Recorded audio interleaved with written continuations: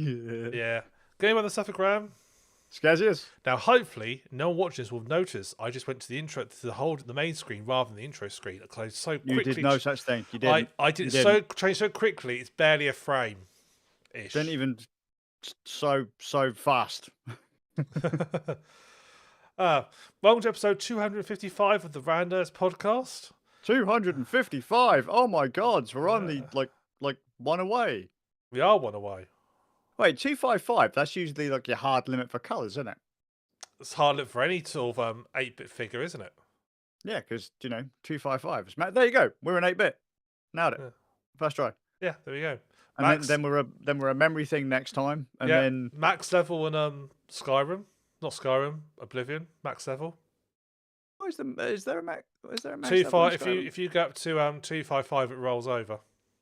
Oh right, okay. You can't actually get there normally. You have to sort of like do it through the console, but it stores your level on 8-bit.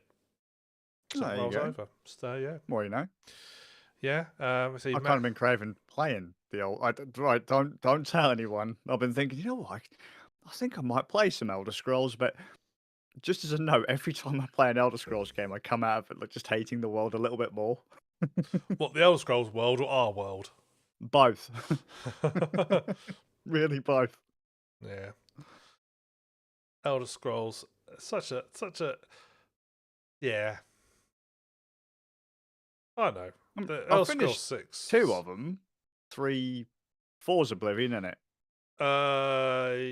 Yes. Yes, Skyrim... 5 is 5. Because Elder Scrolls 6 is what we're waiting for. If that's ever going to come out. If there's going to be announced. They've shown trailers, haven't they? Have they for Elder Scrolls 6?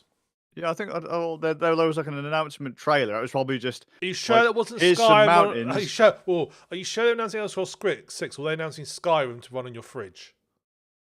It might just be Skyrim on my fridge. Yeah. I mean, it's on everything else, right? Yeah. Good news. This year we're relaunching Skyrim to run on the calculators. Like, that's the trick, isn't it? Like, Skyrim, like, who's going to have the most re-releases on a platform? It's either going to be, like, The Last of Us, Skyrim, or Grand Theft Auto fucking 5. Yeah. Yeah. Like, oh, yeah, but mate, look, I've got it running on my Casio watch. It's like, yeah? Why? Oh, wow. Cool. But why? I can't give Skyrim VR a go. Haven't you not tried that yet? No, I've not got it, so I've not tried it.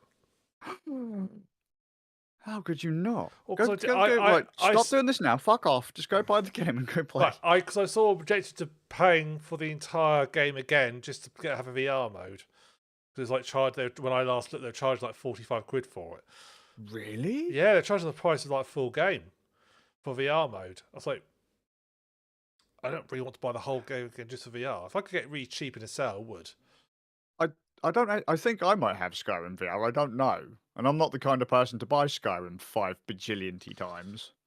Well, Skazz, we know what you're like when it comes to buying games. That's not actually entirely true.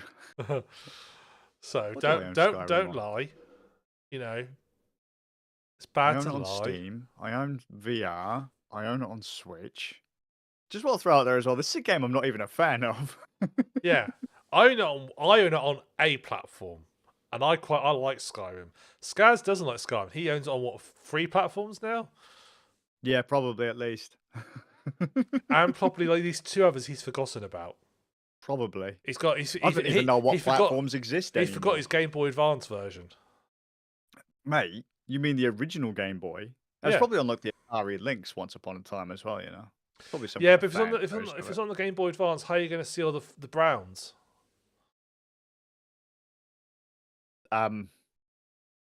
You're not. Yeah, exactly. That's the problem. I mean, sometimes I can't even tell if it's supposed to be brown. I've just got a is it supposed to be? Somebody out there is going to be loading. You know the old Pong system that you plug into your TV. Someone's going to be plugging that in. And they're going to be going ding dong, and all of a sudden, da-da-dum, da-da-dum is going to come from BitTune. It's going to turn to Skyrim on the Pong console. It's like, how? How have they achieved this? How did you manage to get this into like 3K of RAM? I didn't even know. I don't think Pong even had that much RAM.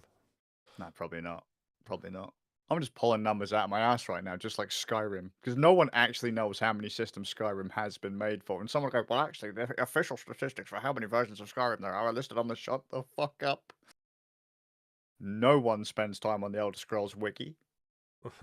There probably is one. I was about to say there might not even There be is one, an but Elder there Scrolls probably is wiki. one. Ugh. I keep wanting to get the Elder Scrolls cookbook. There's a cookbook for Elder Scrolls. You can make a sweet roll. Really? Yeah. Make a Really? sweet roll. Yeah. Really? I've bought myself a new cookbook recently. What? I'll just get this for the Mate, McDonald's don't have a cookbook. Oh no, this is South Korean cooking. No, so when he goes, that's Korean cooking. Which one? Well, the one that's got food. Yeah, definitely the South one. Yeah. Well, I mean, Kim tells people he's got food. Kim's got food. If you tour around a bit, there's some food. Kim's got food. We can Yeah, see that he's got food. Mate. I know he's a happy guy. I know last time he was here, he was smiling like a motherfucker. But now you're gonna have to be careful. Anytime you see some little Korean girls behind you or around you, you might get that in. That's very true. That's very true. I don't know if there's like a hint of racism there. Like now Ram's gonna be looking over his shoulder for Korean women. It's like, where are you from? One of them. It's like, I'm from just one of them. A Korean woman. I don't bloody know. Why? Because they're gonna do me. What, in the fun way, or that we're gonna put a rag over your face way? No, they're gonna spray nerve agent in your face. That's a pretty fun way. I mean, it depends what you got going on in life. Sad. I should be okay, but I'm looking forward to trying some Korean recipes. What made you decide to go for a Korean cookbook? Because I've been watching a lot of Korean variety shows on Netflix. Oh my god, no. I've been... Oh my god. Another one has fallen into the trap of Korean TV. It's brilliant stuff. So there's loads on Amazon now as well. I'm watching them on Amazon. I have noticed, like, I don't mean to be a dick, right? Well, I do, because that's just, Bard's not here, so someone has to do it. But I used to watch all of the Chinese martial arts dubs back in the day. You know, the ones where the gob's moving at a crazy fucking speed, and all of a sudden the guy just goes, okay. Yes. I used to watch all those when I was a kid. I cannot stand the number of dubbed TV shows. I'm not watching dub. I'm watching subbed. Are you watching it? Oh, thank God. Yeah, I'm watching the subtitle version. So I was going to say, in my house, when I'm walking past, and all of a sudden there's this thing. It's like, oh yeah, this is like, I don't know, Jumanji if it was in France or some shit. No, what was it? Werewolf. If it was in France, oh for fuck's sake. Have you seen the video of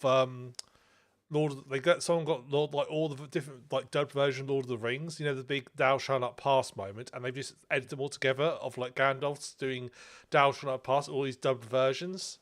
Right. It's really funny, particularly when you get, because some of them you can definitely tell it feels very anime when he gets to the Japanese version. Some of them sound very talking Skyrim. Some of them do sound very Frustrodari. The problem I have with a lot of these, I think, as well, is that the audio just... It's not that it doesn't match. Like, see if you get what I'm saying here. Like, it doesn't sound like it was recorded on that set. No. They haven't done anything to the vocal track to make it kind of balance the environment that it's in. And the real trouble of it is it doesn't sound like it's recorded on the sets.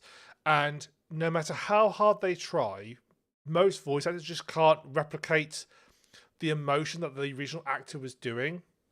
So you'll see the actor doing this really big, powerful speech, but because they're recording at a microphone, they can't shout like they could on a set to get the sort of the gravitas behind it. So it just sounds like they're talking slightly loud. They could if they had a decent sound engineer, but it's almost like they're not even looking at the screen. Like they don't even because when they do anime, they have the film or the show or whatever is in front of you, right? And so they're kind of pushing onto it. Most dubs I hear these days of these films, like the French films, the Mm. Russian films, and all that, and the Korean stuff, when they dub it, it really does just sound like an 80s dub anime, and it's fucking terrible. Mm. Like, did you? It's a bad read, mate. It's like you're reading court documents or you're reading a joke in court. Like, Yeah. that's just a bad read. You've Yeah. not. Well, You, they've got no you, direction, have they? They've got no direction. They've got no. I don't really blame the voices that much because they have got no direction. They don't. yeah, but They've just got a why? script. There So, should be a guy going, this is the scene, this is what you're feeling, this like, and then no, that's too stale, mate. This is what you're going for. because I mean, you're assuming that somehow that they want to put that much effort into a dub. well, I suppose because aren't most of these funded by like Netflix and Amazon and that? Yeah, so they're just hiring like voices. I wouldn't surprise me if half the voices are not even in the same room as each other. No, well, they often aren't. They often aren't. Yeah. But it just drives me fucking nuts. Because like the voice is completely separate from everything that's going on screen. I'm like, I can't watch this. Like because loads of that kind of stuff has popped up in my house of late, and I'm like, oh, No. this is terrible. No, I'm watching the This is subtitle. You'll be pleased I'm watching the subtitled versions. mate, I'm proud of you. I'm proud. Like half of these shows would probably actually be decent. They are creative writers. I really particularly like because there's something that you just don't really see in the. I don't think I've ever seen anyone really do over here. Mm. In that they are so like the first one that got me into it is a show called Busted, Mhm.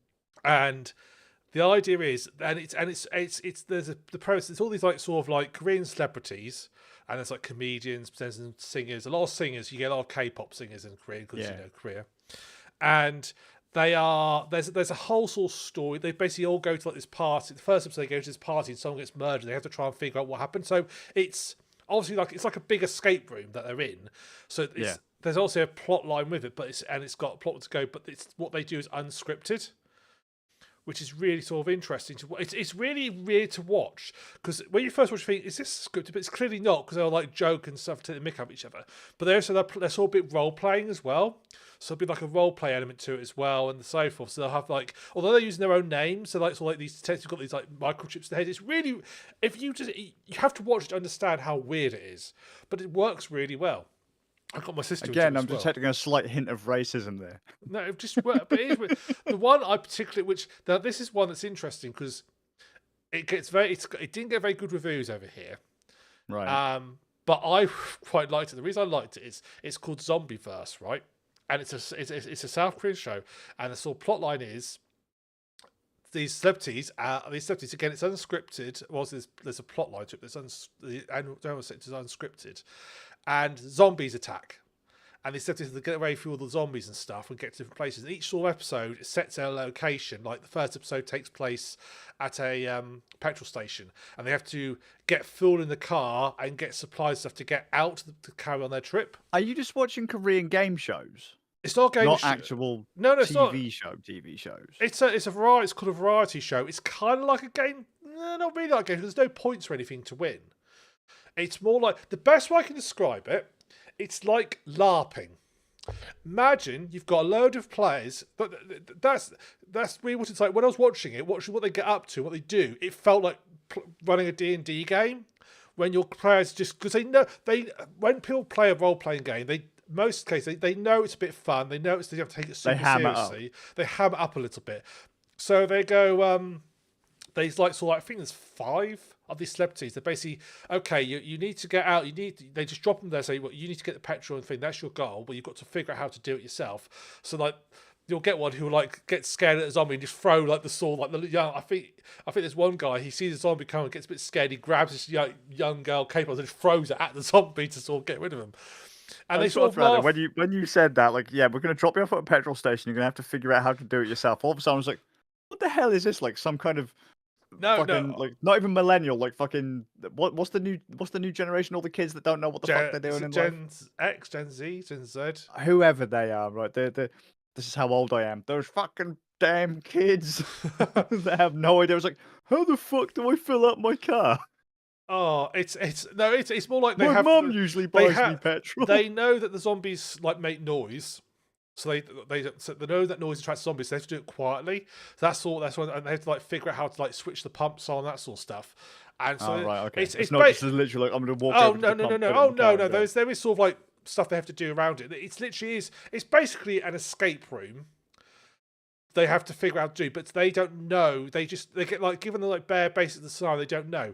And people I think watching the people discuss it online, people don't quite understand that it's not scripted in a way. It's scripted, the plot is scripted, but what the people are gonna do isn't.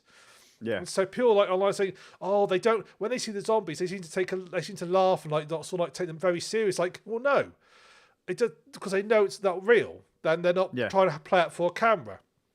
Um, and it's like, but you can just, and then people go and say, "Yeah, this just reminds me of playing a D&D game," because it's all like silly things that one of them will just decide to do. Is something that my player would do at the tabletop. That seems to be the divide. Is if you've ever played those sort of type of games where it had like a bit of improvisation, it's a bit of improv in it. It makes sense. But some people seem to think they're meant to be like sort of proper, serious scripted TV programs, but they're not. And they are ridiculous. They are silly. They're not meant to be taken seriously. That when games, in the TV programs that play it straight, but they're also very silly at the same time. Yeah. These are like that. They're sort of playing the whole idea straight, but no one takes it seriously, so it's just really fun. See, I didn't realize any of that kind of stuff had been done. I just assumed it was all just, regular KTV, you know what I mean? Like, here's a series of a Oh, show, here's the story, do the yeah. thing. There are obviously there's plenty like that. Obviously, the famous being Squid Games is the famous one.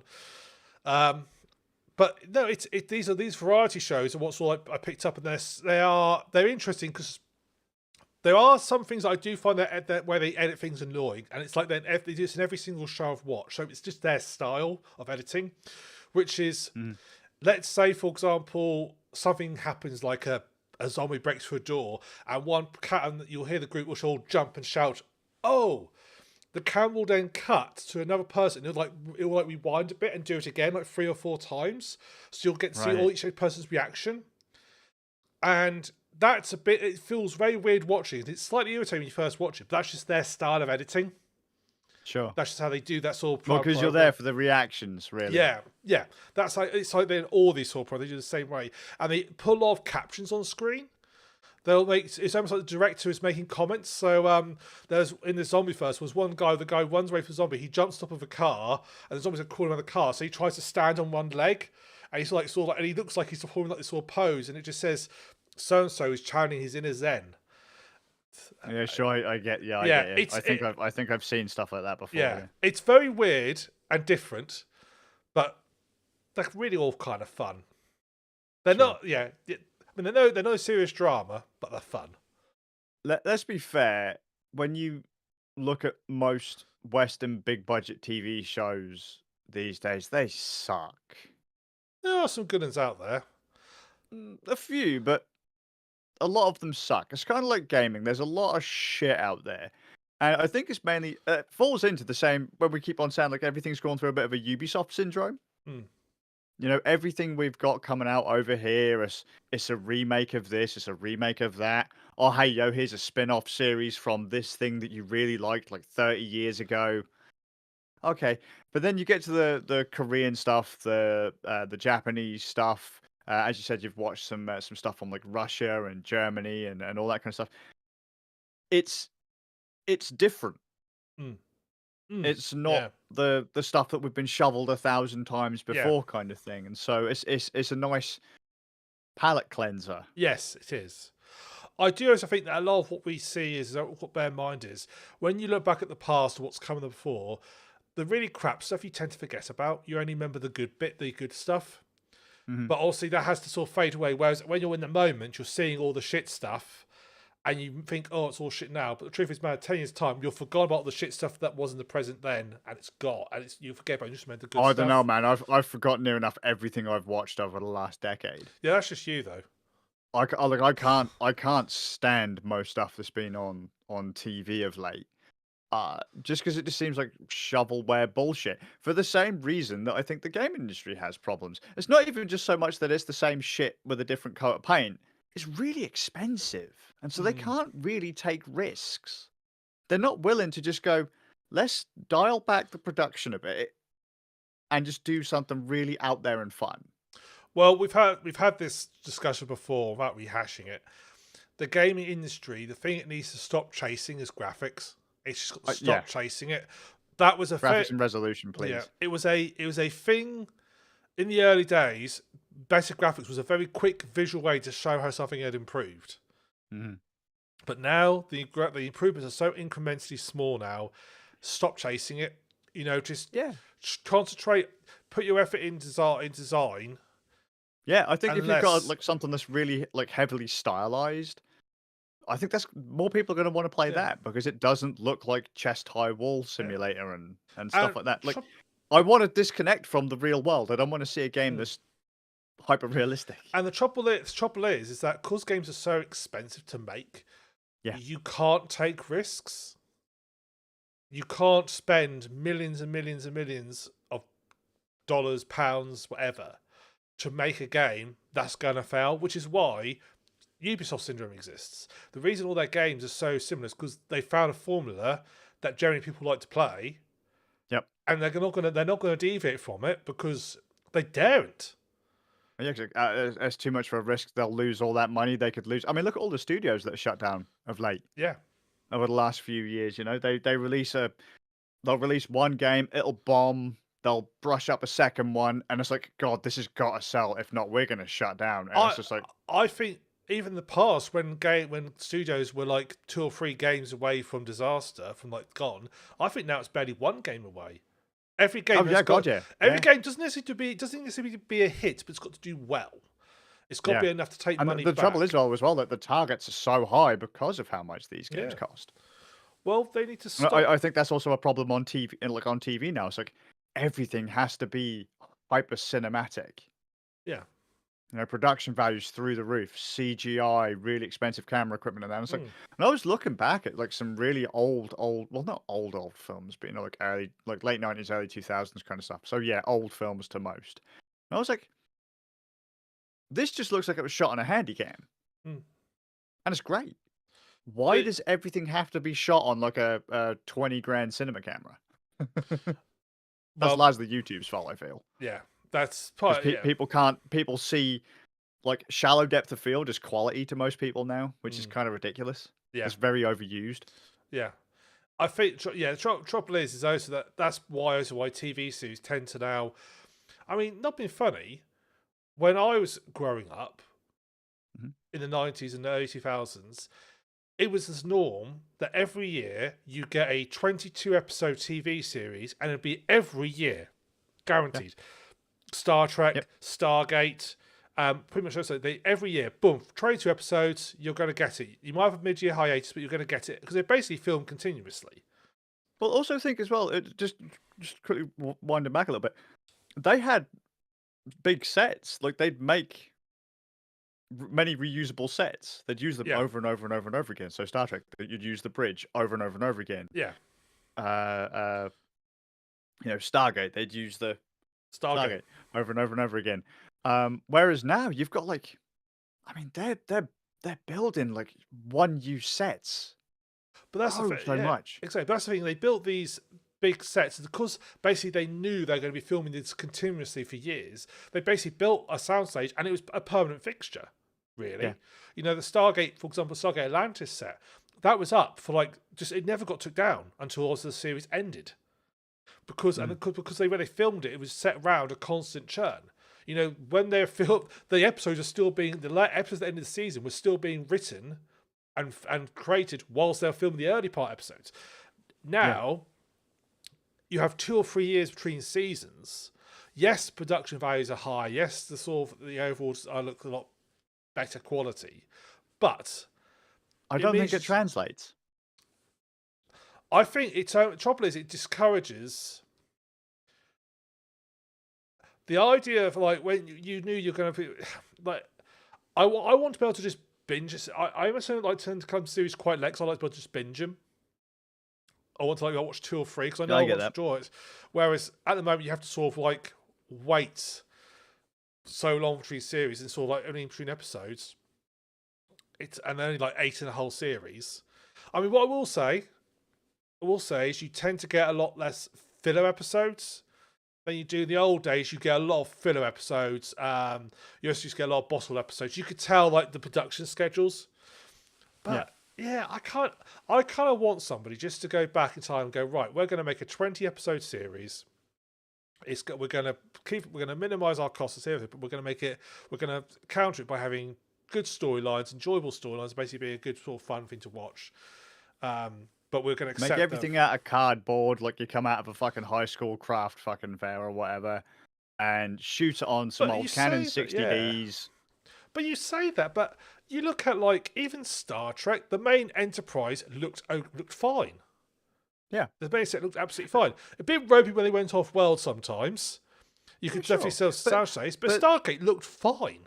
But see, this is what I mean, though. Like they're chasing like, oh, we can't have it look like that because that looks cheap and tacky now. Or if it doesn't look like it was shot on a 20 grand cinema camera, no one's going to watch it, which is absolute horseshit. Do you know what I think the other problem is? The fact that it's all filmed now in HD, high def or 4K. When you're filming in standard def, you get away with more shoddier looking sets, more shoddier looking props. I think most people would just let that go anyway. I don't know. If I had to be honest, man, I mean, it's only because we keep spoon feeding people like it's got to be better, it's got to be better, it's got to be better, and they're just putting too much pressure on themselves. I don't know. The older sort of lower def could hide a lot of sins. You could like Yeah, get it can. I mean, you like, don't get get me wrong. away. There are You certain get special effects that were done back in like the 80s that you couldn't do if you've up-resed it in like 4K or whatever. Like you just couldn't get away with some of those techniques. Not just But special effects by, though. But by the same token, though, it's just I just think that they're pushing too hard, too high. Yeah, it's And again, if you're looking at it going, I have to aim up here, when 3 steps down would be okay. I mean, would you see the seams in a set? Yes. Would you be able to see the dodgy makeup on the character? Yes. But look, it's better to get the fucking thing out there, have decent writing, decent story, decent writing, a reasonable number of episodes to actually fill out the story. Well, right? Classic Doctor Who worked for Classic Doctor Who. They had some real cracking episodes, but their special effects, even for a time, looked crap. Again, that's what I mean. So if when you start going, I need to make it so that everything is seamless, everything looks beautiful. You're spending so much time making these things look perfect that you're missing out on the actual meat of the meal, as it were. But Choppers, do you not think we've like set people's expectations too high for it all? Again, that's what I'm saying. That's what I said. So you have to meet them. No, I think that you should just fucking lop it off at the knees and say, look, do you want to have a 20-odd episode season or fucking do you want to just keep getting shovelware shite that you're not actually satisfied with? Because it's either we give you epic production or something that's actually well produced, like well written,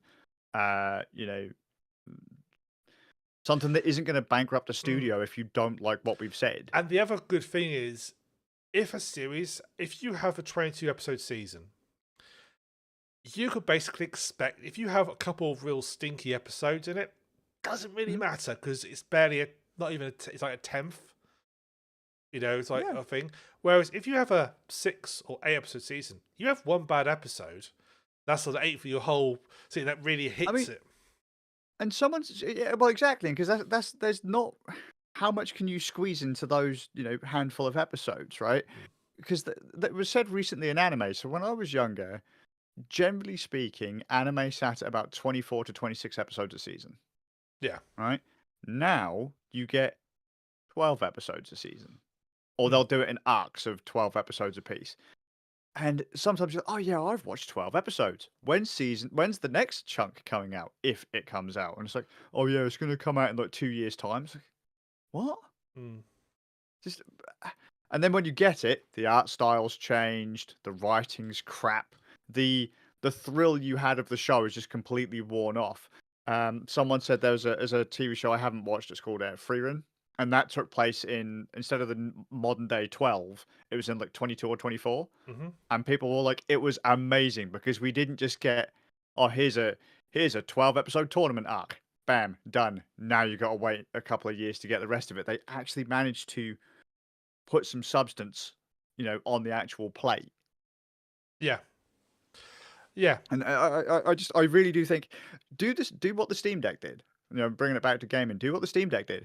People have realized they don't need high resolution, high frame rate. They just need fun. Yeah. They've realized with the Steam Deck that 4K isn't as important as they. I mean, is 4K nice? Yes.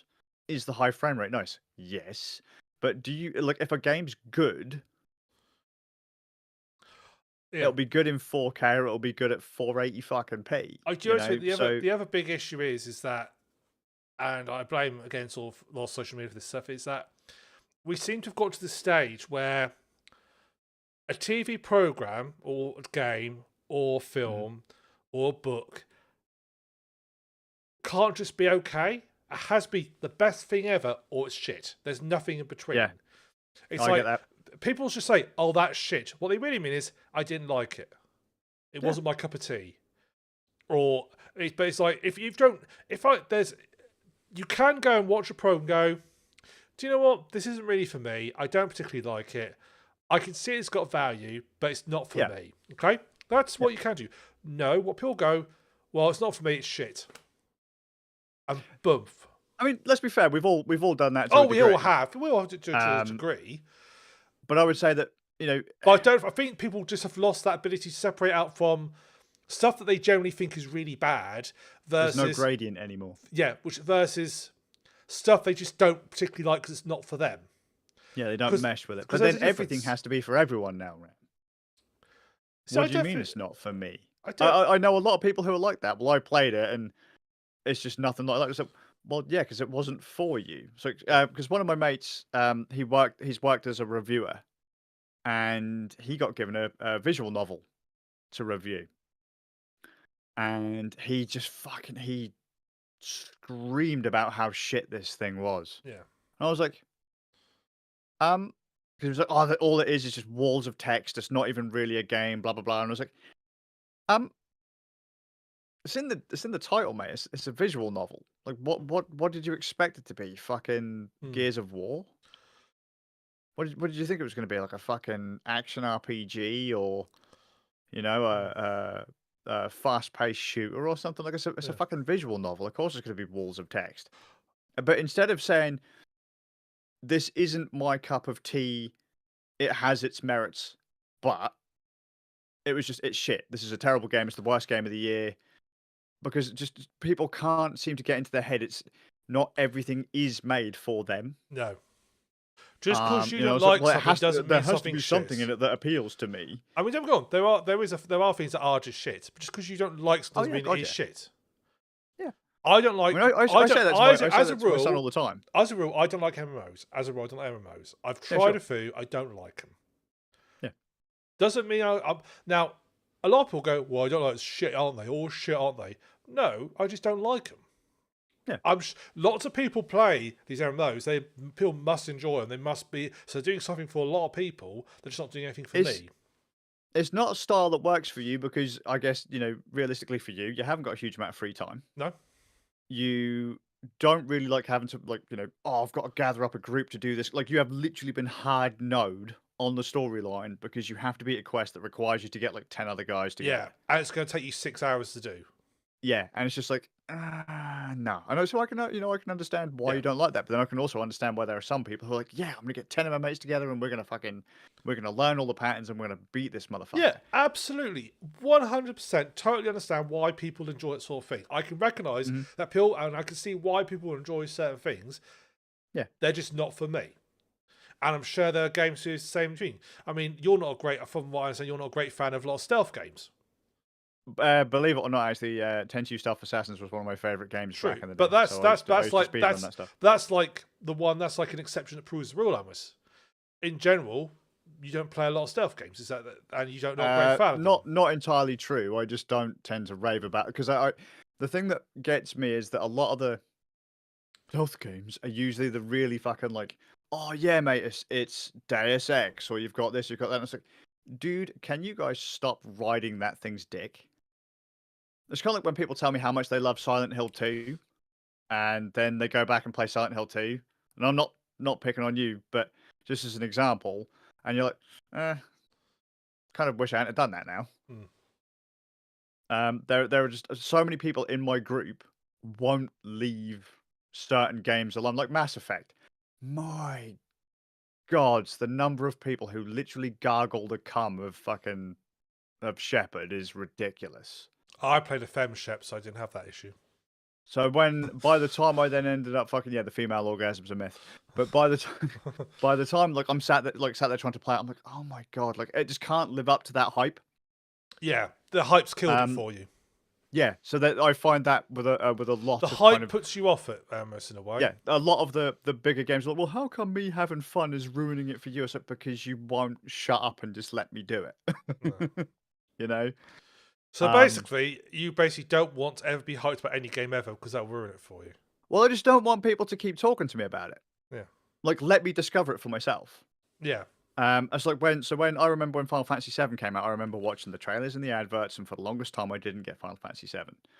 Then a bunch of my guys got PlayStations, and they did play Final Fantasy VII, but they only tended to talk about it up until the Sector 7 slums platefall. Mm-hmm. When the plate collapsed. Yeah.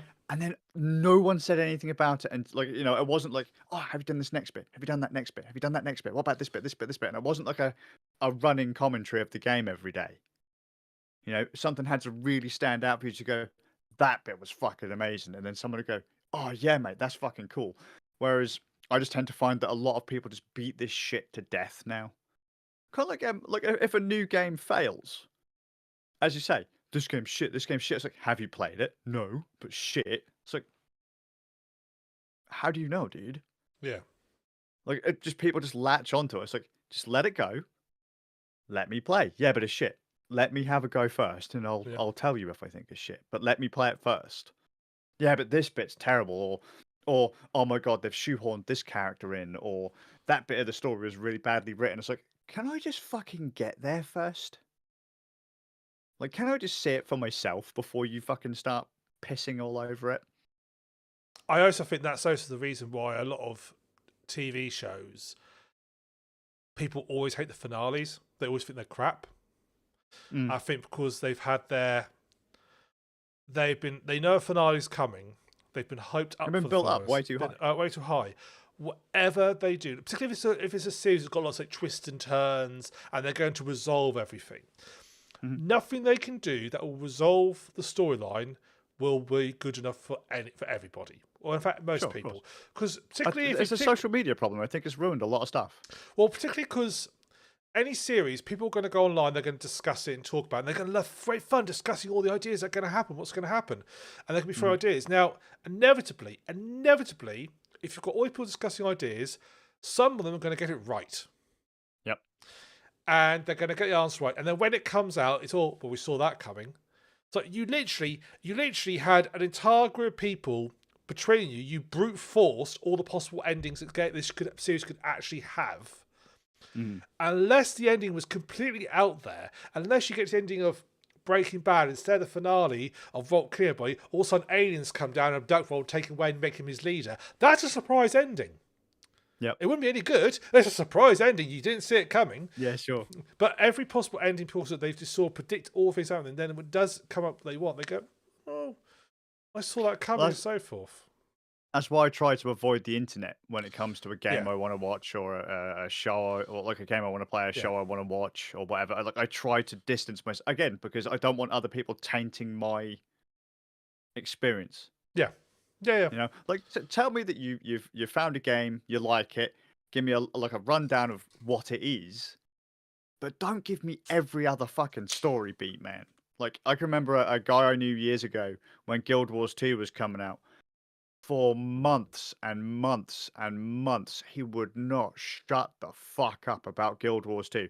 You could be talking about, I don't know, the kids going to school, and then all of a sudden he'd weave in Guild Wars 2. Had a good shit today, Guild Wars 2. You Yeah. know, broke both my legs falling down a flight of stairs. Oh, mate, but you'd feel so much better if you were playing Guild Wars 2. Yeah. And so by the time we all got to sit down and actually play Guild Wars 2, most of us were so sick and tired of it by the time we actually got to play it. It Yeah. was, But it just again, worn thin. yeah, you almost you want to avoid the best thing with TV series is try not to.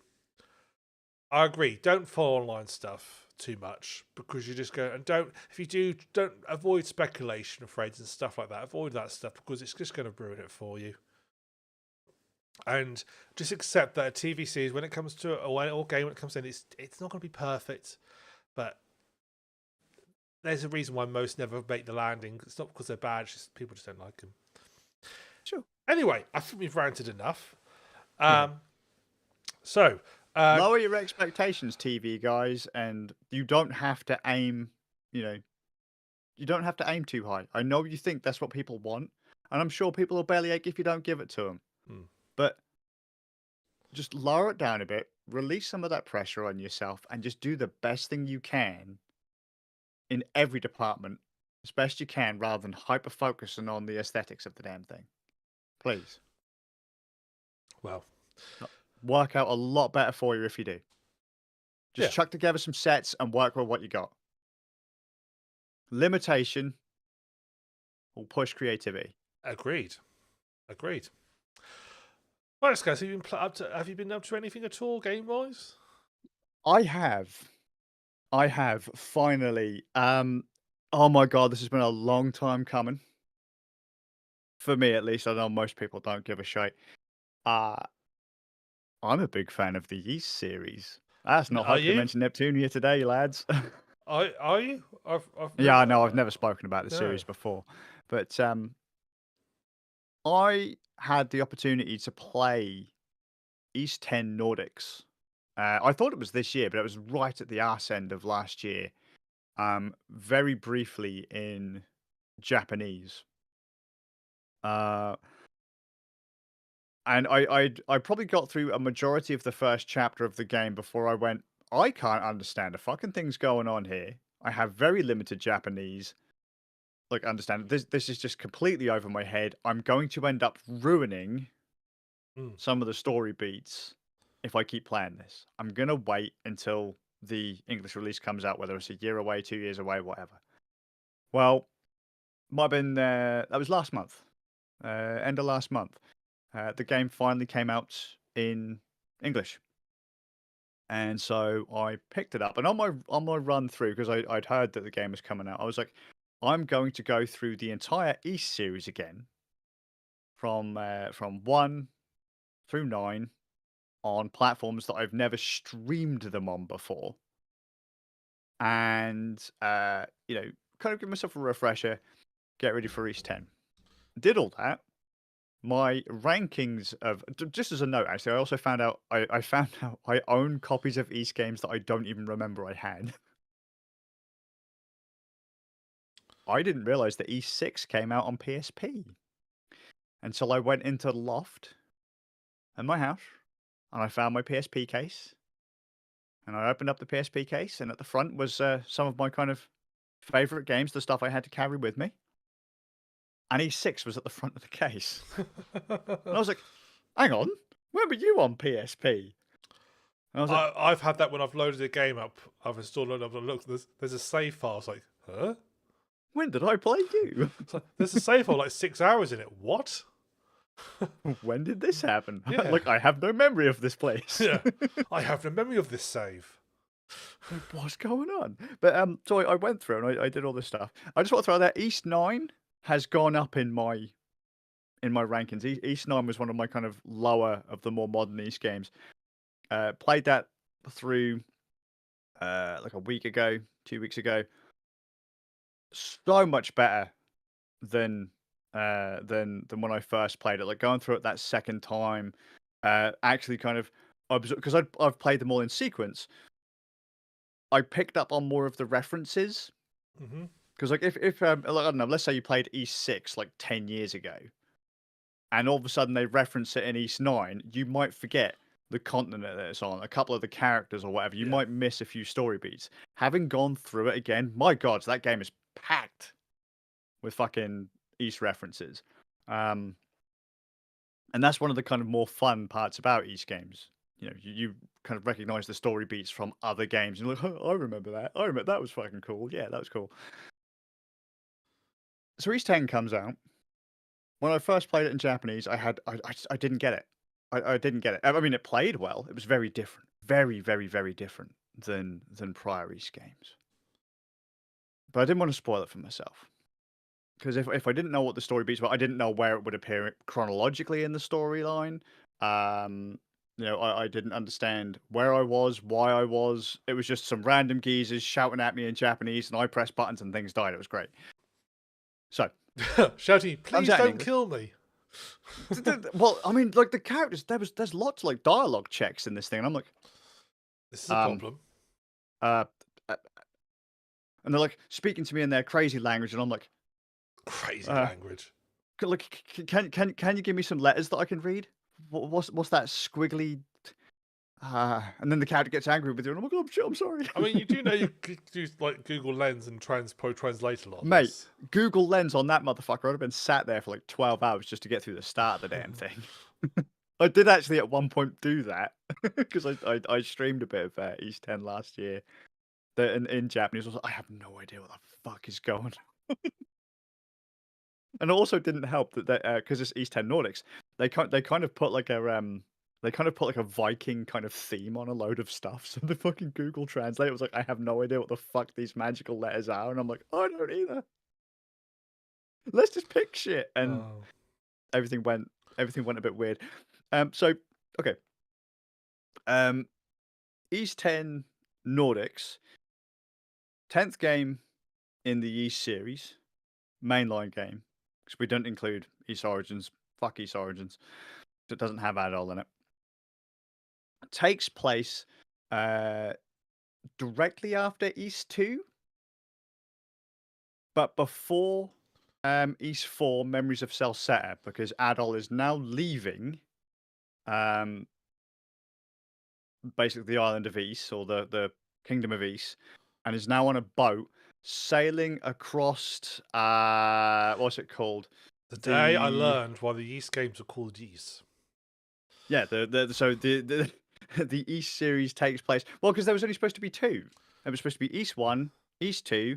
East 2 takes place on. They were basically one game separated into two parts. Oh, East Book like 1, twins. East Book 2. On East Book 2, you go to the Kingdom of East. You beat the bad guy. It's over. Then East 3 came out, or the third game was made, and they're like, we've made a game. It's a side scroller, and it's got this red-haired swordsman in it. And they're like, oh yeah, we've already got a red-haired swordsman on our roster. Why don't we just make this an East game? And they're like, oh, cool. And then they made a fourth one, which was a top-down like East 1 and 2. And then years later, they were like, hang on, let's remake these. And so they kind of respun the story. I often tell people, like, they say, why can't East games not have Adol in them? And it's like, well, since they did, might have been Memories of Celceta, or which is the remake of East 4, or it might have been East 6. They basically tell you right at the start that you are reading Adol the Red's travel diary. Adol the Red being the main character of the series. Like he's written a book about his adventure. And that is why all of these games feature Adol, because you've gone to his home or wherever, and it's like you've just found these stacks and stacks and stacks of like travel logs. His diaries of these adventures where he's gone to these different countries, traveled the world, interacted with all the kind of myths and legends of the land, fought gods, and all that.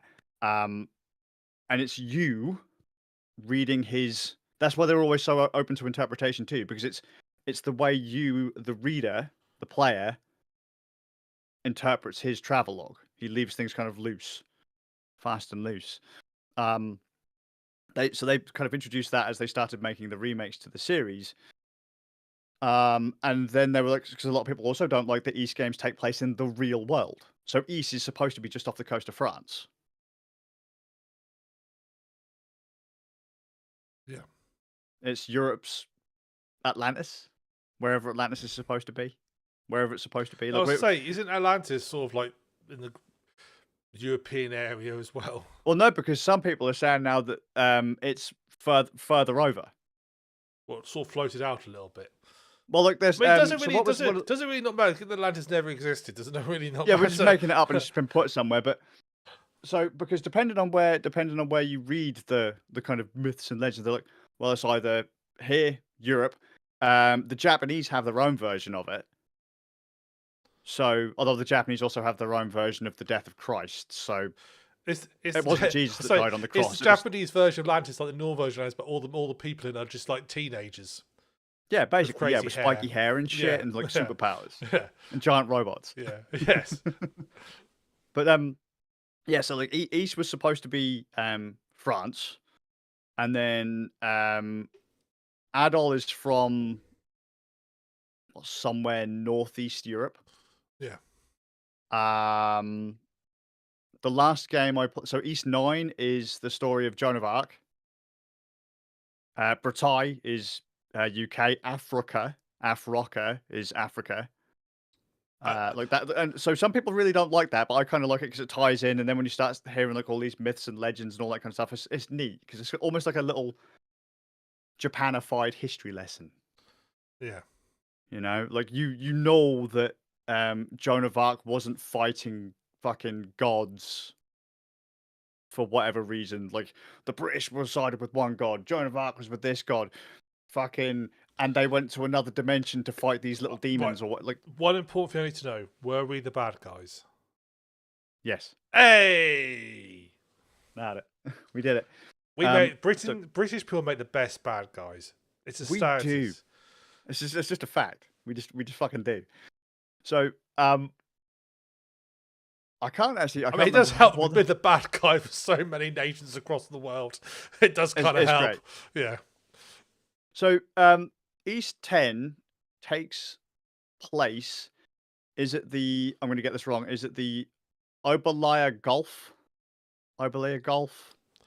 I like the fact It's you're asking like I would know. it's north of Spain. It's supposed to be a place north of Spain. Right. So you've got characters from Spain. You've got characters from Britain, and then obviously the game is East 10 Nordics. You're rocking around with the Normans, and the game has shifted up a bit. Main characters are now Adol Kristin and Kaja Bolta. As basically you're crossing from the land of East, you're trying to get to Salsetta, and as you're sailing along, Adol doesn't have much luck with boats. You get raided by pirates. The captain hadn't paid his toll or whatever, and like the I can't remember what they call it, the Bolter Sea Force or something like that turns up, kills the captain, and you end up getting taken prisoner. Mm-hmm. Kind of, you get dragged to an island in this little cluster of islands, and that's how the story goes. You play as Kaja and Adol, and you run across these enemies that are demons, undead. Can't really be sure, but normal people can't kill them. Only people who can channel mana can kill these things. So, you know, if you go running at them with your sword and you start trying to hack pieces out of them, they will just heal and get back up. They're effectively like zombies. They just get back up. Kind of like the old Shaun of the Dead thing, you know, remove the head, destroy the brain, that kind of thing, or something like that. If you don't have the power of mana, you can't cut off the bit that heals them. Mm-hmm. They just keep coming back and coming back and coming back. Well, Adol somehow gains the power of mana, and Kaja, who is the princess of the Nords, or this group of Nords at least, she has control of mana, and so does her father. When she fights Adol, after he gains the power of mana, they get strung together. They get tied together through this like mana string, which is an interesting mechanic because the game has deviated massively from how these games used to work. Mm. You had your games where you were just Adol, Then from E7, you had games where you were playing a rock, paper, scissors mechanic. So each enemy would have rock, paper, scissors style. And then one of your characters in your party would be rock, paper, scissors. And then if you use the opposing style, you'd do more damage. Well, now they've binned off the rock, paper, scissors mechanic. And now it's like a synergy mechanic. So you have to do a team up mechanic. You don't perfect dodge and perfect guard as much. You have to press the guard button to block, and that brings both characters in together, and then both characters can attack at the same time too. Special gauges are no longer one special gauge for all three characters. It's a special gauge per character, and switching out the character will charge the dormant character's gauge faster. So like you want to keep on cycling through to refresh I can't even think, like your resources. Biases. So it's they have completely changed up the way this stuff works compared to prior East games. The reason I say interesting is that from East 8, and I think it was East 8, they added in a co-op mechanic. Have you ever played an old school style game where co-op is only focused around the main character? And that like the camera is only locked on one character and the other characters can just run off and disappear off screen and stuff? Was Sonic like that? When Sonic Yeah, 2? like so if you played as like Sonic 2, like you could one person would play as Sonic and the camera would lock on Sonic and then Tails could just bugger off and do whatever he wanted kind of thing. Yeah, then yes, I Um, have. That's probably the only one I've played like that, Sure. but yes, I have. The East games tacked on a multiplayer mechanic, and that kind of happened as well. So like the main, so if I was the host of the session and you and Zaber joined, you guys would have to, but you'd be at the mercy of wherever I had the camera pointing. So if I started swinging the camera around, you guys would get kind of lost in the battle. Because East 10 now has it's just 2 players or 2 characters rather than 3 or more, and you have that string, you can't actually separate the characters too far. Mm-hmm. So they've actually redesigned the base gameplay mechanic to work with co-op. Yeah, they've actually put a co-op restriction into the actual game storyline. Yeah, which I thought was quite neat. I don't want to go hardcore into the story. Does it? Because obviously, quick question on that. Is it a case of if you split up, it just physically won't let you, or is it a case of like you start suffering damage or something if you like go too far apart? So basically, in the story, so I'll just give out just one little bit of the story. After Kaja and Adol get joined, she basically says, "Look, I'm fucking like." They get into a fight on the beach, and she's like, "I've had enough of this. What the fuck is this?" They go to walk away, and then she fucking falls over because the rope that's attached to her arm just kind of pulls tight, or the mana string just kind of pulls tight, and she's like, "Oh shit!"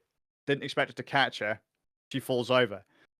Later on, when Adol goes to her family's kind of camp, her clan's camp, he is asked to stay in one place in the cabin.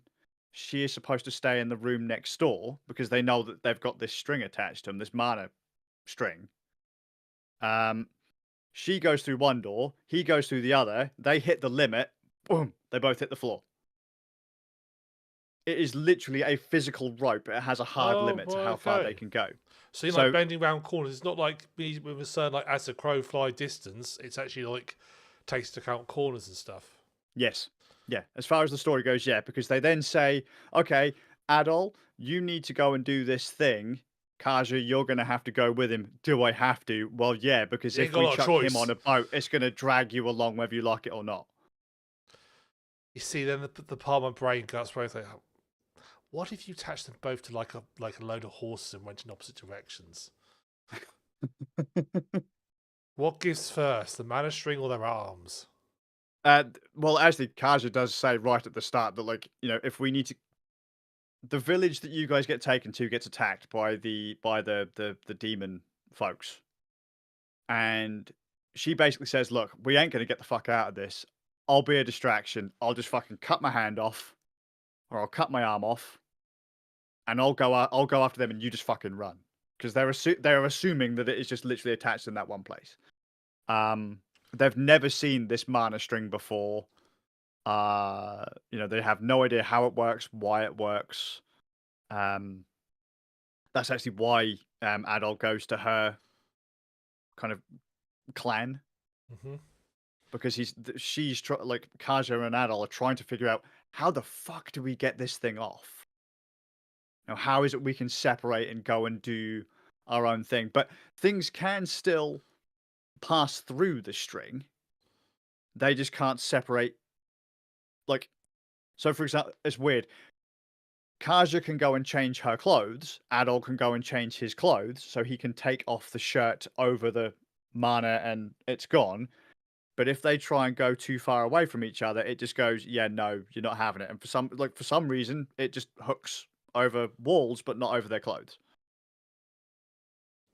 It's a weird one, but Yeah. they've added in that mechanic, as it's said that since they've been joined, they're linked. There's a synergy between them. They can feel what the other person is feeling. They can almost kind of faintly feel what the other person is thinking. They know what the other person's going to do, which is why you then have those synergy attacks, which is something you've never had in an East game before. You can fight as an individual unit, or you can press the guard button, which then puts you into the linked mode, which then, if you press attack, they both go at it. So you're doing kind of double the damage. Or it's more focused damage, because usually your NPCs would go off and fight whoever.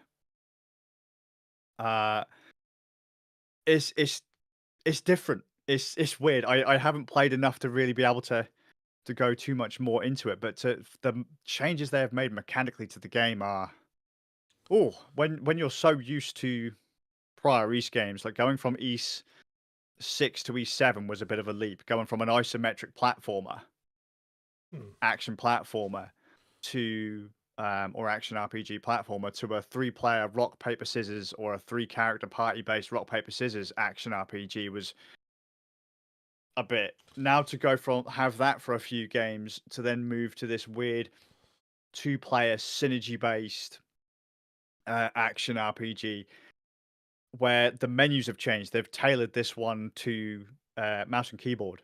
This one actually has, like, that's one of the big things that Falcom were chatting about. Falcom are the guys who made the game. We have added in ultra wide support. We've added in keyboard and mouse support. So we've actually kind of tailored parts of the UI and that, and parts of the tutorial to make it easier for people on mouse and keyboard, because they're realizing that a lot of their sales are coming from PC players, and not all PC players have controllers. It is really kind of just, your mind breaks a bit that it's not the East that you knew before. It looks, for an East game, phenomenal, and I understand that Falcom never put huge budgets into their games. They always look like PS2, PS3 level games, because the engine for them was designed to run on the PSP back in the day. It looks phenomenal. The music is absolutely phenomenal, and it's going to be really heavy. It's going to be really heavily story driven. So you're gonna find out about the Vikings and what it is they're doing, why they're doing. You're gonna get kind of chucked into their beliefs, their kind of. Let's put it this way: they've already mentioned that we got our asses beat by Denmark. Are there enough people in Denmark to beat our asses? Yeah, of course there are. Or that the Vikings came over and whooped our asses a few times. Admittedly, I wouldn't mess with Zaber. Well, there you go. That beautiful man. But no, because so they mentioned, like, how they had we went over there and we fucked them up, and we've got a self-proclaimed king, and then we had a group branch off and we founded the Kingdom of Denmark or whatever. So they're actually tying in little pieces. Whether or not they actually kind of fit in the order of things is neither here nor there, but it's just nice to see it kind of tacked in. Little bits of real world lore being stuck into the game. There's a couple of people who are talking about the slave trade. I used to be on the coast of Britain. We got raided. I got wiped onto a boat, and now I live here and work for these guys. that kind of thing. It's like it's just nice to see. It's not nice to see the slave trade in action, but you know what I No. mean. It's just it's nice to see little pieces of the real world, little bits of real history somehow get tied into a goofy action RPG, a action RPG. Development wise, a budget action RPG because my god, that game was not fucking cheap. um, Base game, I think is about £60. The full fat edition with the small soundtrack and all that was, I think, £116 Ooh. or £120. Ooh. That one, that stung. Do you know what's really crazy though? That was the digital version. Ooh. How much was the physical one with Oh. the East 10 backpack and Oh, all well, that? if the digital one's 116, I am going We'll to say guess. 120, round to 120 because All right, I'm saying 120. 116 because if you buy it on Switch, it's one price. If you buy it on Steam, it's like another price. 120. £200. 95. What, £95? Yes. Cheaper. Yes. Why? I mean, we all know it costs more money to like make digital content. CDs are free. Totally. CDs. Totally. DVDs are free. What the fuck's a CD? It's it's a lower capacity DVD. What's a DVD? Oh, for fuck's sake. It's like a It's like rack. physical Netflix, for fuck's sake. It's a physical Netflix. See that coaster? You see that Rusk? One of Yeah. those. Yeah. That is it's dude That's for insane. a budget. Yeah, it's expensive. It was very very very very expensive.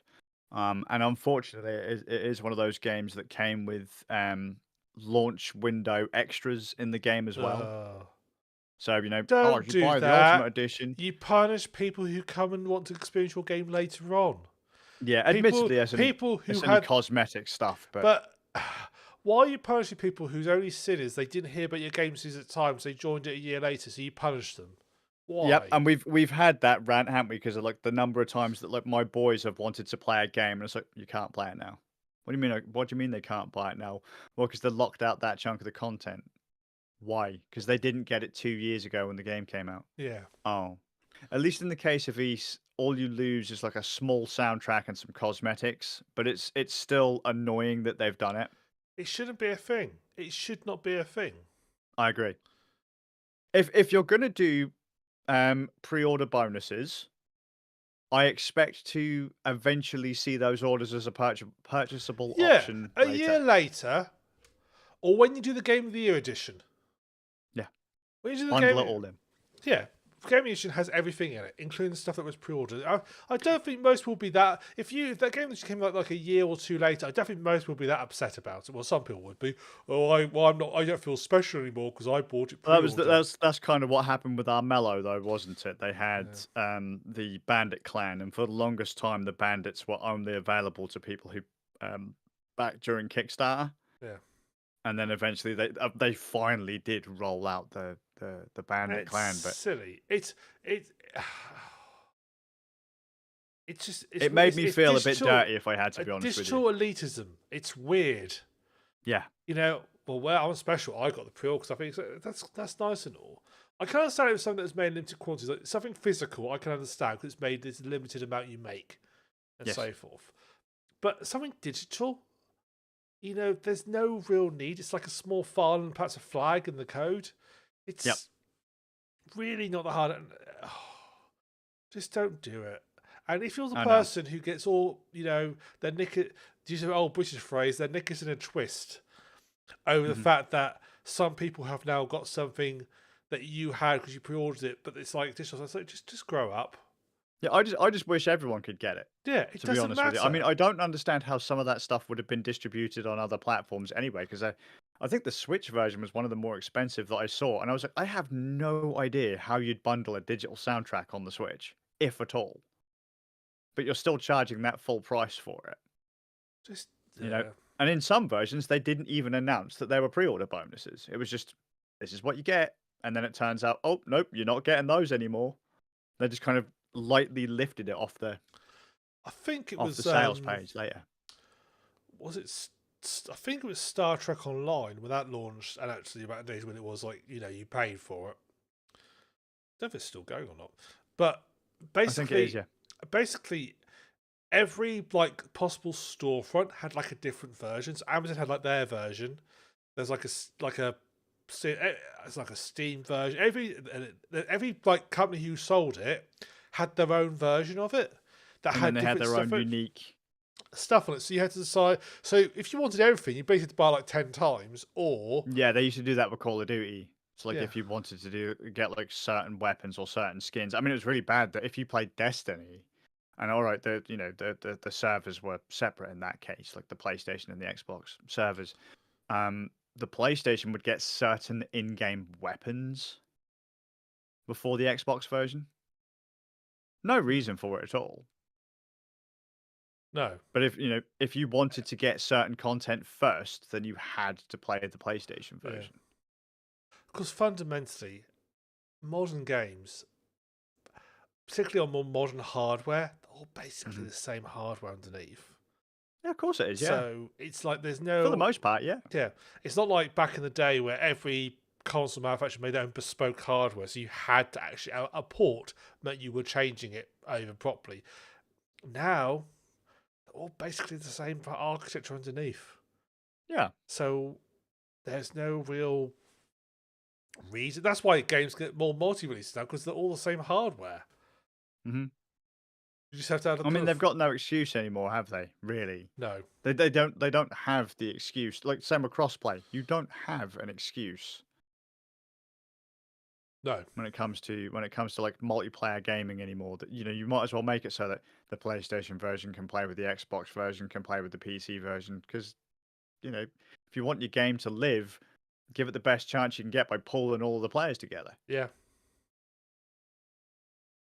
Just, Oh well, sad. but no, the game from what I've played so far, and I've probably only had a chance to put a couple of hours into it. Fucking phenomenal. Again, it's very weird. Actually, that's another mechanic that there was never in another East game. When I played in Japanese, I didn't lose the fight. In the English version, I lost because I completely forgot that I had to res my party members by running up to them and like picking them up.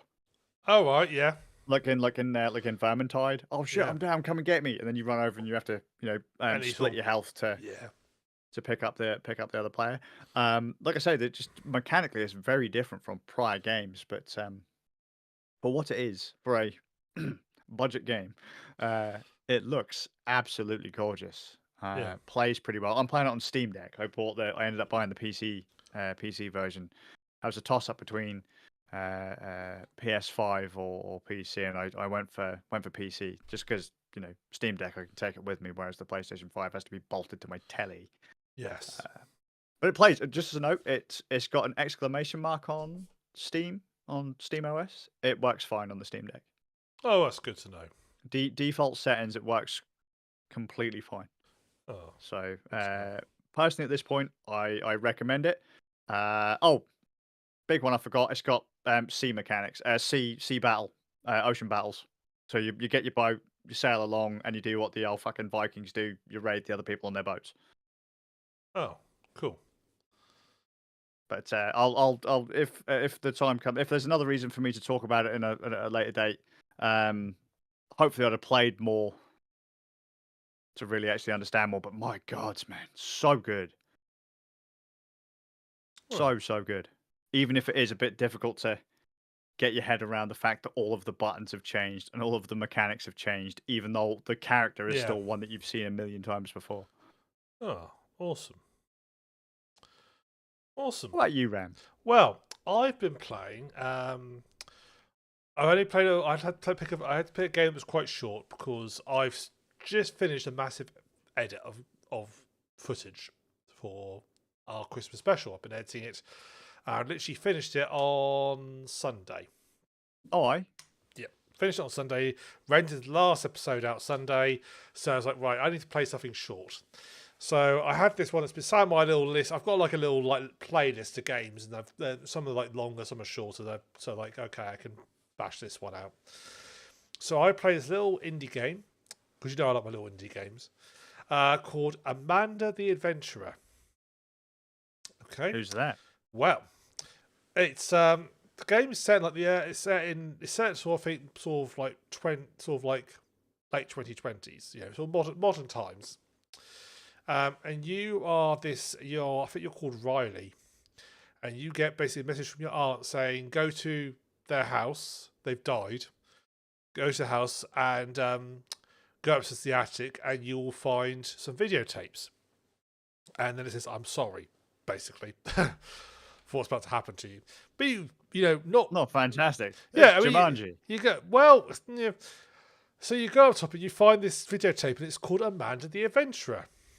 And you pop it in the video. You got like those old TV, they're all like portable TVs that had the VHS tape player built in. There's a note: never buy one of those. But yeah, I know. Yeah, but they're fairly popular. So you think they put the tape into the TV, and it plays, and you get a little and this little like kids program comes on called Amanda the Adventurer, and it's very much like for the early 2000s when the sort of CGI was becoming sort of something that some companies could do on the cheap, but they were really cheap. Like your characters were made like basic primitives. They're all really shiny because they couldn't really do textures. So it's really basic CGI characters.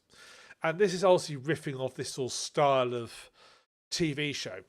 And you get introduced to these two characters called Amanda and Wooly. Wooly's a little sheep. And they basically, and the first one you put in is called In the Kitchen. And they decide she says, "Oh, Amanda, we're going to bake a pie." And she says, "What sort of pie you like?" You can interact with this as well. So she says, "What's your favourite pie?" You can actually type an answer in. And of course, Wooly's type an answer in. Type an answer in. Yep, type an answer in if you want. I don't know how it works with VHS tapes, but you could in this version. Okay, that's not a thing with it. For anyone who doesn't know what VHS tapes are, this doesn't work. You can't do this. You can't type it. There's no interactivity in VHS tapes. Didn't they have that kind of game though back in the day? But it was on CD, like the CDI. You would get these games where you had like a choose your own adventure style, but not a VHS tape. Yeah, sure. Yeah, it's like fast forward. Right, if you say yes, CDs, skippable tracks. You'd select an option, and it would go, okay, he selected this option. This option is linked to track 5. Play track 5. On a VHS tape, it's linear. Yeah. It's like, okay, you've chosen option A. Fast forward the tape for 5 seconds. I could see. Once upon a time, that was probably a thing in the 70s. Yeah, and 70s or 80s. Just fast forward, mate. Yeah, and it does. The characters will sort of react to what you put in.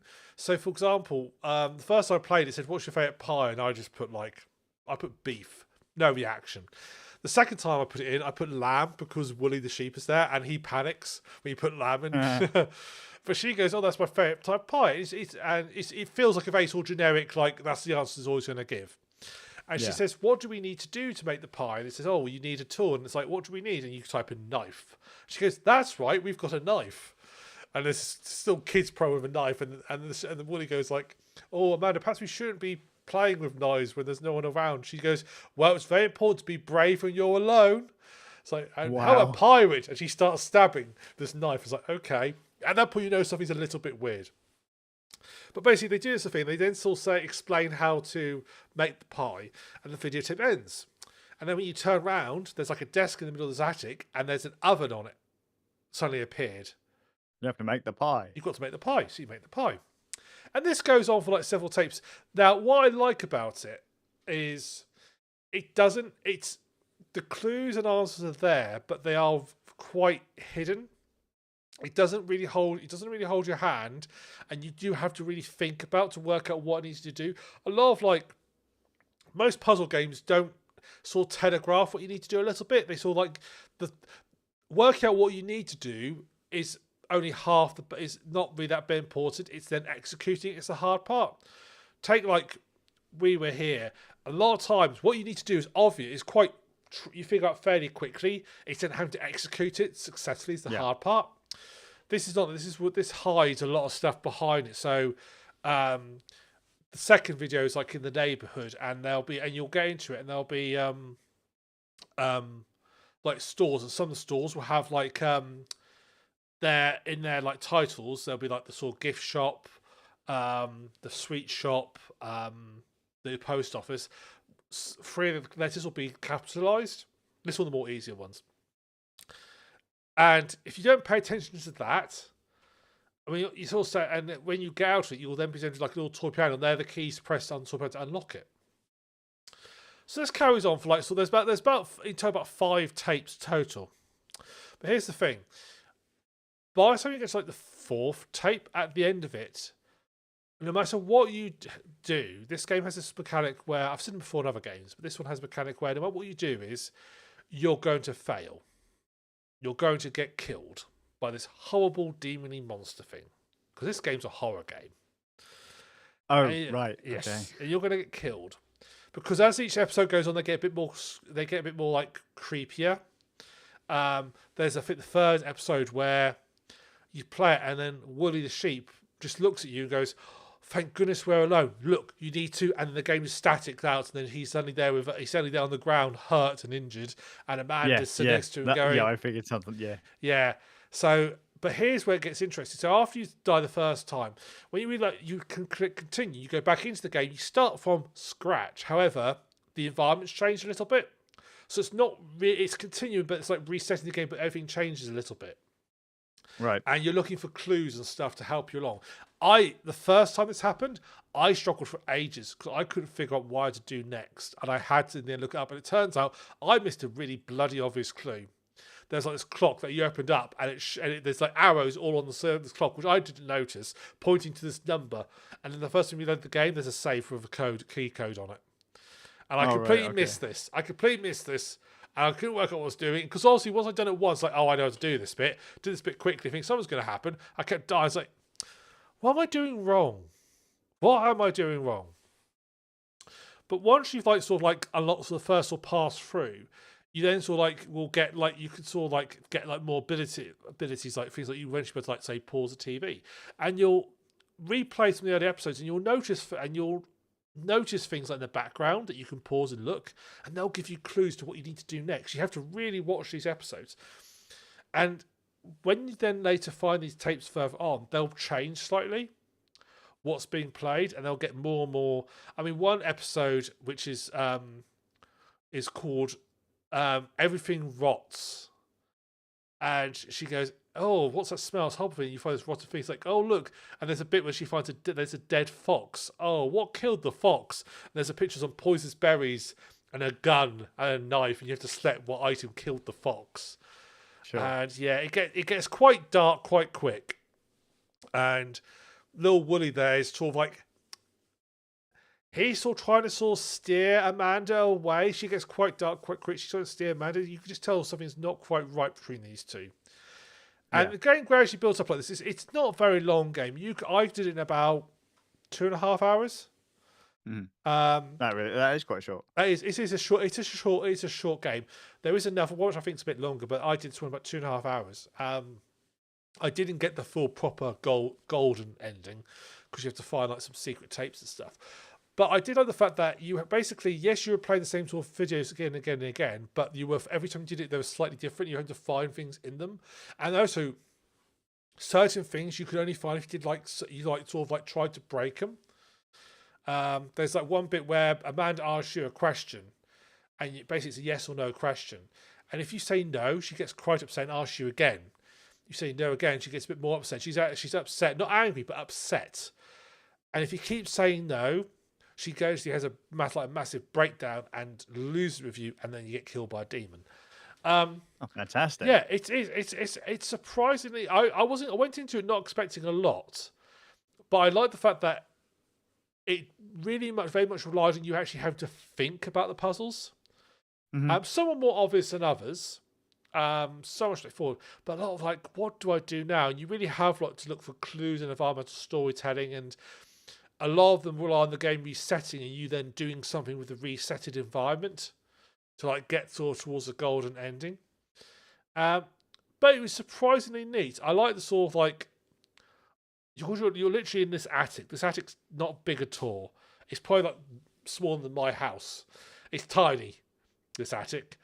And so having and you can find little sort of like hidden things around it, and like sort of like gradually unlocks after you get towards the end. It's surprisingly neat little game. I went into Unexpended and I was actually pleasantly surprised with how much I enjoyed it. Like I say, you can finish it about 2.5 hours. Mhm. I must admit, it did text me a little bit, mainly because I was playing it quite late in the evening. Oh, right, okay. Yeah, so my brain wasn't quite full, and it had been a tough day at work, so my brain was already frazzled when I started. But also, I've been slightly trained out of games, puzzle games. You know how when early days puzzle games where everything was very cryptic, you really had to sort of like work around. I feel like it's like the old point and click adventure stuff where things were very cryptic and stuff, and the clues were there if you found them. Unless they're like sort of LucasArts, which is pretty random. I realise I've been slightly sort of trained out of that style thinking to have more obvious clues. Yeah, well, because again, most games these days have to be for everyone, and everyone Yeah. has to win. Yes. You have to win. Probably the best sort of like touch point was Return of the Obra Dinn. Remember they played that back on Games Night many years ago? That was I like that one. basically that was basically like you really have to think about this, and you have to really sort of use some sort of deduction to work this one out. Yeah, because you could very quickly find yourself getting locked out of the next part of the game if you'd Yeah. missed something, like some really little obscure thing. You're like, Yeah. huh, Yeah. that was important, was it? Yeah, and you couldn't get very far. You get stuck. So that sort of mainly for this one, this game that doesn't really hold your hand in the puzzle making. This was I very like much that. like this. Yeah, I liked it. I mean, last night I don't know how much of it is because I simply was a bit tired at the time and how obvious it was, but yeah, it was neat and sort of as it goes. I mean, obviously the sort of whole twist of you're in a dark attic, you're watching kids' TV shows, they're going to go dark and horrible. That's kind of obvious. You can see that coming a mile away. But it doesn't matter when it does sort of like they do get quite disturbing. Like later on, and when you sort of like get the feeling that who is Amanda and who is Wooly? Amanda feels like sort of like because there's things like the Wooly will say is like, Amanda, can we not get everybody back? So it sort of implies that she somehow got rid of everybody. Still things like that and so forth. Probably dig into that more. Wooly's almost like the balance to Amanda's chaos. It feels like he's trying to sort of keep her under control by sort of playing along a little bit. He's not really in. It's very much like he's not into it. It's like childlike innocence, like that. Oh, there's Amanda is almost like there's nothing. I can do whatever I want. Really, there's not. I would actually say it's more like an abusive relationship where the other person is like sort of gently trying to encourage their boozer in a certain way.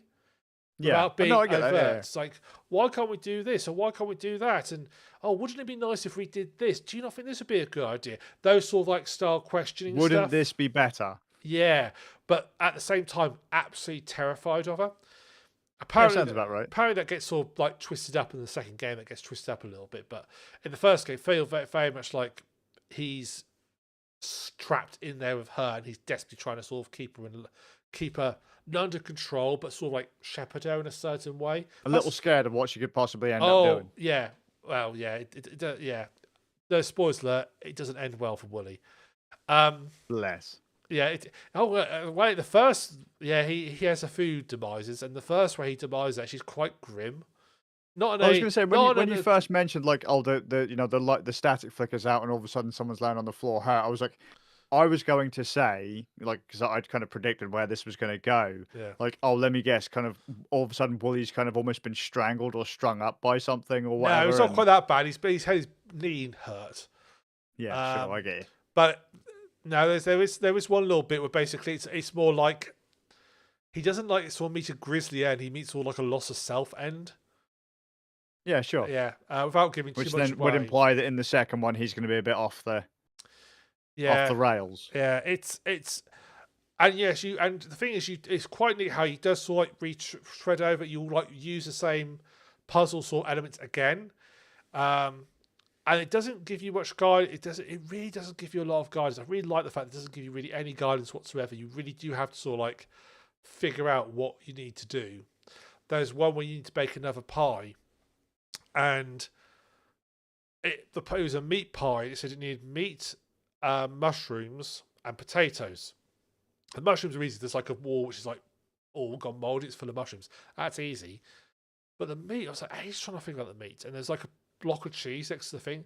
And that's something I eventually found that there's a mouse trap in the corner. Yeah, so you have to kill them. Yeah. Yeah, and you basically get a nice rat. So it does that sort of sense. yeah, it does that sort of thing in a way. I was pleasantly surprised with it. I wasn't expecting that, but I was pleasantly surprised, and it was a nice sort of game to finish off in an evening. And it wasn't just. It's also interesting as well. What I quite liked about it is I went on like Reddit, had a look up, found the like official subreddit for it, because there's an official sub for everything, and watching people in there having the really big, deep discussions about what's going on. But like we talked about earlier, people really delving deep and looking at like little bits of evidence and stuff. It's like for a game that's 2.5 hours long, and okay, there's a second one out which has come out since. That's added a lot to it. That's impressive that this is generating that much sort of like discord, that people really sort of digging deep into trying to figure out what's going on. It's really quite neat. Yeah, like how many tells were there within the first 5 minutes that everything was going to go completely off the rails, kind of thing? I mean, let's be honest. You're in a room watching in a room with a storm outside, and you're watching old kids' TV shows. It's going to go dark. You know what's going to happen. Yeah, sure. It's not a new idea. The whole like kids' TV show is really dark. Yeah, it's not a new idea. But it does it so. I'm very impressed at how well it did it. Definitely a fun little amusement. Would this happen to be another humble pickup, or? Oh, might well be. I don't know. I actually do not know. See, if you ever say to me you don't know, I just instantly assume it's a humble probably pickup. is a humble pickup. Yeah, I tend to go through like stages where if I do spend something, I buy I'll like look at lots of random little games like what that going off for like £1, and I'll end up buying like 30 of them. Yeah, I do that too. Yeah, I do that. And then so it's like, was this a humble or was this a thing? It probably is a humble, because a lot of my games come from humble. Because there's just so many for I've got a backlog. I'd have never have guessed, man. Yeah, I don't mind. I've got some really good stuff out of humble. Imperium Galactic Survival was a humble game. Just saying. That doesn't surprise me at all. So, but no, neat games. So something I would recommend if you like sort of like escape room horror games. Neat game. Neat game to try out. Puzzle game as well. Sure, I have to look into that. Yeah. Right then. That's all from me. Anything else? Yeah, I think I've bumbled my way through explaining these 10 enough. I haven't played it enough to be able to say anything more. I haven't played anything else since. Oh, there we go. Well, thank you very much, everybody, joining us this evening. You can check out our YouTube channel, youtube.com/randnerds, and our Twitch TV.randnerds. You can check out our next games night. We're still playing through Mud Runner, which will be on the 4th, I think. Let's have a look at the dates on my little thing. 4th of December. At 20:30 GMT, you can check out our games night and obviously the videos on the YouTube channel that go up. That'll be our last game night of this year. But never fear, because there will be a long special games night over 17 episodes. That'll be coming up over Christmas. I haven't worked out the release schedule yet, how it's all going to fit in, but it will be coming up over Christmas. So you can enjoy those. Well, I'm sure we'll discuss that game on our next podcast. Talking next podcast, you can join us on the 5th of December, where we'll be having our penultimate podcast for the year. And you'll be able to we'll have an all discussion there. And then our following podcast, which will not be pre-recorded at all in any way, shape or form. Never has been. We've always done it live. We'll be on the 19th of December, where we will actually talk about our games of the year. So, from me, the Suffolk Ram. Skazz, yes. We'll see you guys in a fortnight. Take it easy, guys.